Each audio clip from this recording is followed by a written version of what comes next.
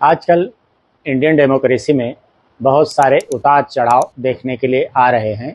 उसी में से कुछ चीज़ें ऐसी भी हो रही हैं कि एक ख़ास समाज के लिए देश में हर तरफ नफ़रत का माहौल बनाया जा रहा है।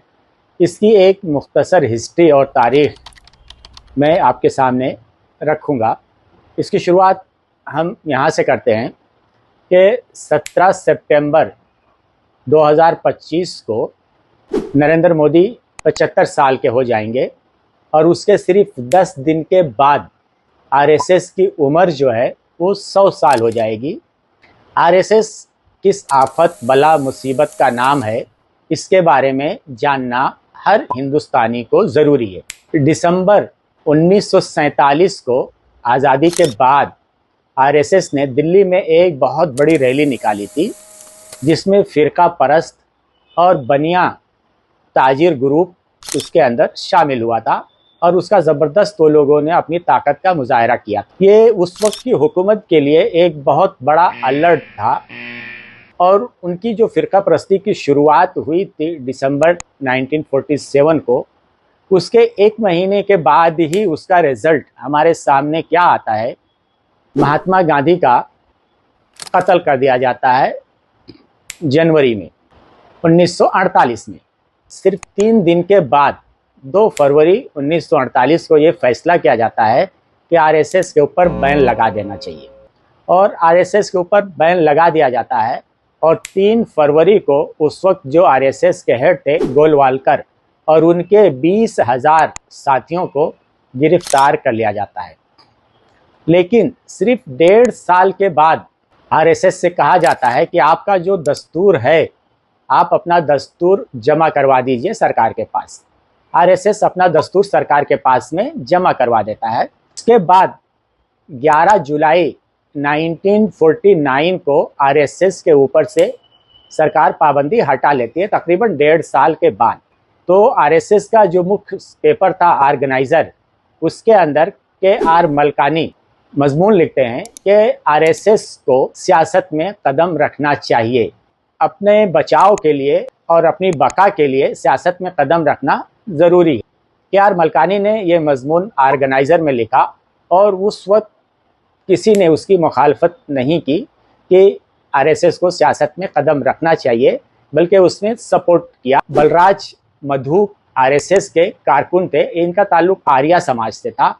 उन्होंने भी कहा कि आरएसएस को सियासी और मुआशी मसाइल के हल के लिए और खुद अपनी बका और तहफ़्फ़ुज़ के लिए सियासत में कदम रखना चाहिए।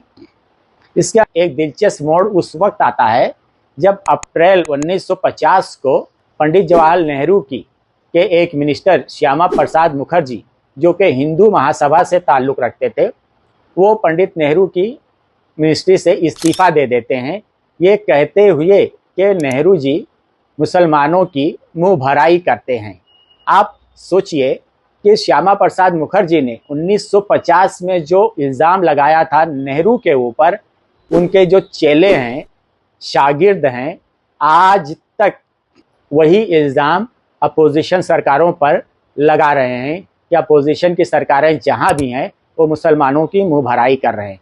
तो उनके गुरु ने जो एक मंत्र दिया था मुसलमानों की मुँह भराई का, एक इल्ज़ाम जो लगाया था कि जो चेले हैं ये अपोजिशन सरकारों पे लगाते आए हैं। और दूसरा मोड़ वो आया जब दिसंबर 1950 में सरदार पटेल का इंतकाल हो जाता है। इंतकाल के बाद पी.डी. टंडन को कांग्रेस का अध्यक्ष बनाया जाता है, लेकिन नेहरू जी उसकी मुखालफत करते हैं और कहते हैं कि ये बहुत ही क़दामत परस्त हैं और इनको आरएसएस की पुष्ट पनाही हासिल है, इसलिए पी.पी. टंडन से इस्तीफ़ा ले लिया जाता है। ये जो घटनाएं 1950 में घटी, उसके बाद आरएसएस ने ये फैसला किया कि अब हमको अपनी एक पॉलिटिकल विंग बनाना चाहिए और वहीं पे जनसंघ की बुनियाद रखी जाती है।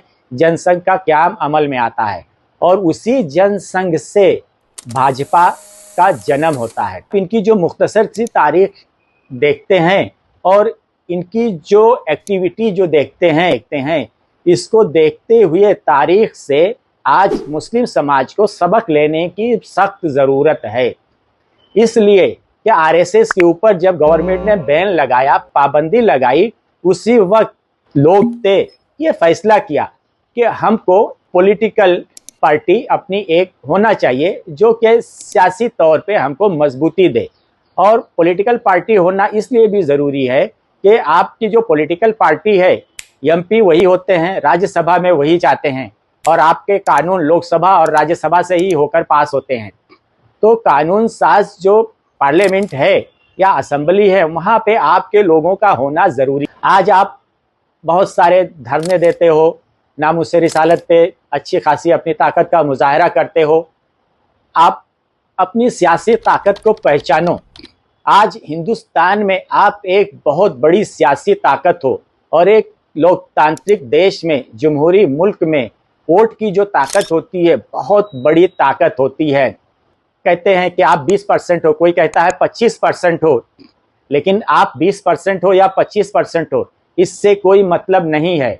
आपको जो एक अहम बात की तरफ इशारा मैं कर रहा हूँ या बताना चाहता हूँ, वो ये है कि 92 सीट एमपी की, लोकसभा की, पूरे हिंदुस्तान में ऐसी है जहाँ पे आपका वोट फैसला कुन है। अगर 92 सीट पर आप फोकस करते हो और 92 एमपी लोकसभा में चुनकर आप अपने फैसला कुन वोट से भेजते हो, कोई भी सरकार अगर आती है और वो आपके खिलाफ कोई बिल लाना चाहे, कोई कानून पास करना चाहे, तो बगैर आपके जो एमपी हैं 92 अगर आप चुन के भेज देते हो, तो उनकी एक बहुत बड़ी ताकत होगी, उनकी एक बहुत बड़ी आवाज़ होगी। ये आपको समझने की ज़रूरत है। लोकसभा की जो टोटल सीट है उसका 17% होते हैं। तो अगर 17% एमपी अगर आपके पास में हैं, तो बगैर उनकी सहमति के कोई भी कानून पार्लियामेंट में पास करना सरकार के लिए बहुत मुश्किल होगा। इसलिए आज जितनी हिंदुस्तान में जो भी ऑर्गेनाइजेशंस हैं, जितने भी तालीमी इदारे हैं, जितने भी मसाजिद के ज़िम्मेदार हैं, जो दरगाहों के ज़िम्मेदार हैं, जो ट्रस्टी हैं, आज सबको अपने जो छोटे छोटे मफाद हैं उनको कुर्बान करके एक बड़ी लड़ाई आपको इस देश में लड़ने के लिए तैयार होना चाहिए कि हमको अपनी जो पॉलिटिकल पावर है वो हासिल करना चाहिए। और जब तक आपके पास में पॉलिटिकल पावर नहीं है, आप फुटबॉल की तरह, फुटबॉल के मैदान में जैसे फुटबॉल को किक मारा जाता है, एक इधर से मारा दूसरा उधर से मारा, तो आपकी हैसियत एक फुटबॉल की ही हो जाएगी। इस देश में फुटबॉल से ज़्यादा आपकी हैसियत नहीं रहेगी।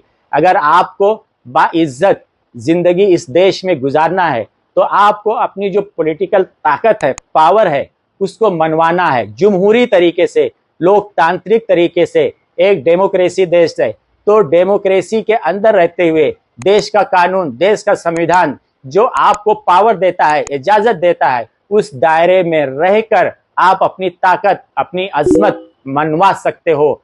अगर आप लोग वक्त रहते हुए नहीं बेदार हुए, तो आने वाला जो वक्त है इससे भी बुरा होगा।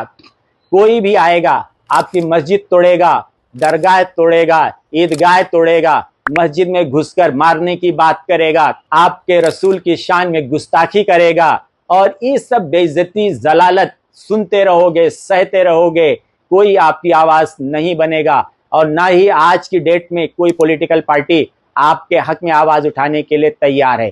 इसलिए आपको अपने समाज की अगर रक्षा करना है, हिफाजत करना है और इज्जत की ज़िंदगी जीना है, तो आप अपनी सियासी ताकत को मजबूत कीजिए और आप अपनी सियासी क़यादत पैदा कीजिए। जब तक आपकी कोई सियासी क़यादत नहीं होगी, जब तक आपके लोकसभा में एमपी नहीं होंगे, असेंबली में एमएलए नहीं होंगे, जहां आपकी जितनी ताकत है, जहां पे आपके फैसला कुन वोट हैं, वहां पे एकजुट होकर आप अपने लोगों को पार्लियामेंट में, असेंबली में भेजो। वही आपकी ताकत होंगे, वही आपकी आवाज़ बनेंगे।